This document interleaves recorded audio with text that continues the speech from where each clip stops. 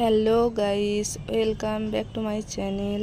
আমি আবার একটা নতুন ভিডিও নিয়ে চলে এসেছি। বন্ধুরা দেখো, আমাদের যে দুধ থেকে যে ছানা কাটানো হয়, ছানা জল দিয়ে, সেই ছানাটা কাটিয়ে এই যে রেডি করা হয়েছে, করে এই যে মাখানো হচ্ছে। মাখিয়ে ডো করে এই যে লেচি কাটা হয়েছে, লম্বা লম্বা এগুলো চমচমে শেপ দেওয়া হয়েছে। এই যে এখনও লেচি কাটা চলছে আমাদের। ছোট ছোট গুটি, ছোট যেগুলো কাটা হচ্ছে সেগুলো হচ্ছে দানাদার, ছোট দানাদার মিষ্টি, যে তোমার ক্ষীর কদম বানানো হয় না, ভেতরে যে কদমটা দেওয়া থাকে সেই কদমের গুটি কাটা হচ্ছে এটা। আর বড়গুলো হচ্ছে গোপাল ভোগ হয়, গোপাল ভোগের গুটি। আর লম্বা লম্বা যেগুলো ল্যাংচার মতো, ওগুলো হচ্ছে তোমার চমচমের গুটি, চমচমের মানে শেপ দেওয়া হয়েছে। দেখুন বন্ধুরা, এই যে চমচম, তারপরে তোমার গোপাল ভোগ, আর তোমার হচ্ছে ওই ক্ষীর কদমের যে ছোট গুটি কদম, সেগুলো কিভাবে বানানো হয় পুরোটাই দেখানো হয়েছে।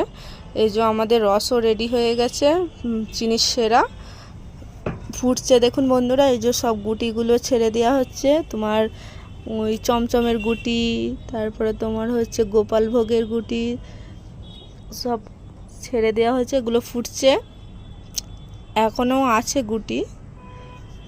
এই দেখুন বন্ধুরা, এখনও গোপাল ভোগ, তারপরে তোমার যে ওই ক্ষীর কদমের যে ছোট গুটি, সেগুলো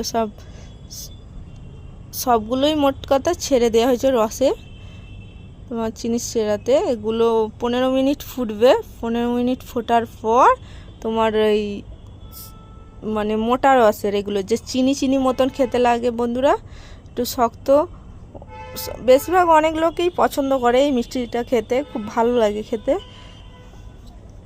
দেখুন ফুটছে। এই যে আমাদের গোপাল ভোগ, দানাদার, তারপরে ক্ষীর কদমের যে ছোট গুটিটা ভেতরে কদম থাকে, সে সব রেডি হয়ে গেছে। এই যে বন্ধুরা, পুরো প্রসেসিংটা দেখানো আছে। আমাদের এই ভিডিওটি ভালো লাগলে প্লিজ লাইক করবেন, কমেন্ট, শেয়ার অ্যান্ড সাবস্ক্রাইব করবেন।